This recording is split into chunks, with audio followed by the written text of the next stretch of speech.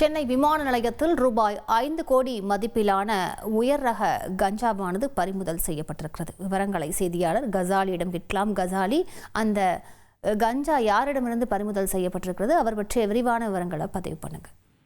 சென்னை மீனம்பாக்கம் விமான நிலையத்திற்கு தாய்லாந்திலிருந்து வந்த சென்னையை சேர்ந்த வாலிபர் ஒருவரிலிருந்து ஒரு கோடி ரூபாய் மதிப்புள்ள 971 கிராம் உயரக ஹைட்ரோ கஞ்சா பறிமுதல் செய்யப்பட்டது. இவரிடம் நடத்திய விசாரணையில் மற்றொருவர் தாய்லாந்திலிருந்து வருவதாக தகவல் தெரிவித்தார். இதையடுத்து சுங்கேலாக்க அதிகாரிகள் மோப்ப நாய் உதவியுடன் பயணிகளை கண்காணித்த போது ஒரு பயணி அட்டைப்பெட்டியுடன் இருந்தார். அந்த அட்டைப்பெட்டியை அந்த மோப்ப நாய் சோதனை செய்து அந்த அட்டைப்பெட்டி அருகே படுத்துக் கொண்டது. அந்த அட்டைப்பெட்டியை திறந்து பார்க்கும்போது அது 5 கிலோ கஞ்சா இருந்தது கண்டுபிடிக்கப்பட்டது. இதன் மதிப்பு ரூபாய் 5 கோடி இருக்கும் என்று கூறப்படுகிறது.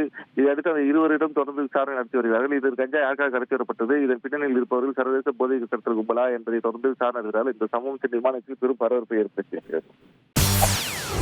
செய்திகளை உடனுக்குடன் தெரிந்து கொள்ள உடனே சப்ஸ்கிரைப் பண்ணுங்க.